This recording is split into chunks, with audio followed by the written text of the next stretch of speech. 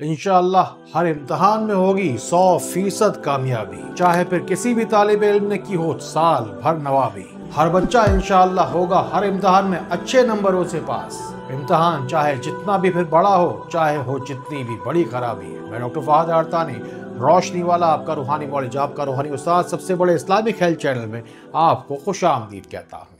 जितना पैसा माँ बाप अपने बच्चे की तालीम पर खर्च करते हैं, अगर इसे इकट्ठा किया जाए और बच्चे के बड़े होने के बाद अगर इकट्ठे करके सारी रकम उस बच्चे को दे दी जाए, तो बेशक यह रकम इतनी बड़ी रकम बनती है कि कोई भी शख्स अपनी जिंदगी का नए सिरे से आगाज कर सकता है।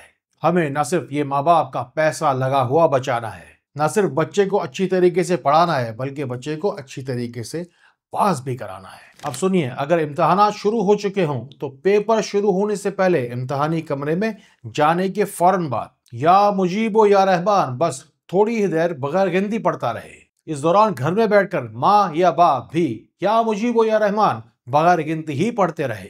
इससे इंशाअल्लाह होगा फिर ये कि जो कोई भी आने वाली इम्तहान में रुकावटें होंगी वो आसानी के साथ तय हो जाएंगी। बहुत सारे बच्चे वाकई जहनी तौर पर कमजोर होते हैं। अब हम कल्ब को और जहन को कवी करने की बात करते हैं, क्योंकि बहुत सारे बच्चों को वाकई याददाश्त की कमजोरी का सामना करना पड़ता है। यहाँ माँ बाप को एक बात समझनी होगी कि हर इंसान एक दूसरे से मुख्तलिफ होता है।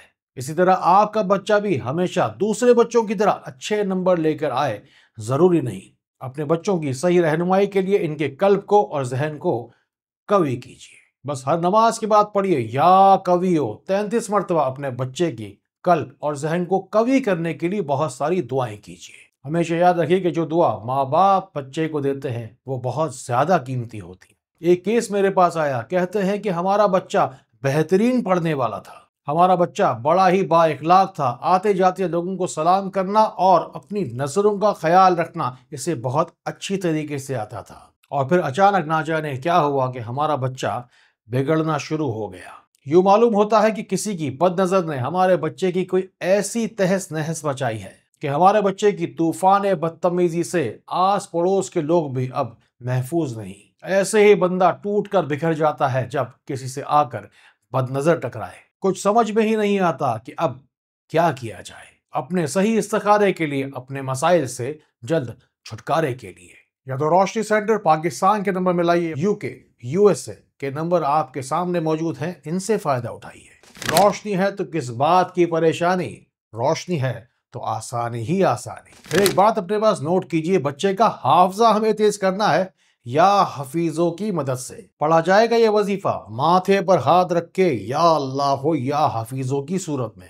इसे पढ़ने वाला बच्चा खुद अपने माथे पर हाथ रख के पढ़े या उसकी वालदा हाथ रखकर माथे पर पढ़े पूरे 100 मरतबा। फिर सर पर और चेहरे पर दम किया जाए और एक गिलास पानी पर दम करके भी पिलाया जाए। आपके बच्चे का कामयाब होना बहुत जरूरी है, क्योंकि आपके खानदान की भाग दौड़ जो उसके हाथों में जाने वाली है। इसीलिए सिर्फ और सिर्फ तालीमी इम्तहान की बात नहीं, चाहे जिंदगी में कोई भी इम्तहान हो, दुआ का सहारा आपको बेसहारा नहीं रहने देगा। कमेंट्स में चले आइए, अपना सारा दुख, अपनी परेशानी रोशनी दुआया लिस्टों में जरूर शामिल करवाइए। अपने बच्चों की तरबियत अच्छी से अच्छी कीजिए, अपने बच्चों पर खूब मेहनत कीजिए, क्योंकि न सिर्फ इन्हें माशरे का एक अच्छा फर्द बनना है, बल्कि माँ बाप का नाम भी तो रोशन करना है। देखिए, कोई होगा जो आपसे भी ज्यादा जरूरतमंद होगा।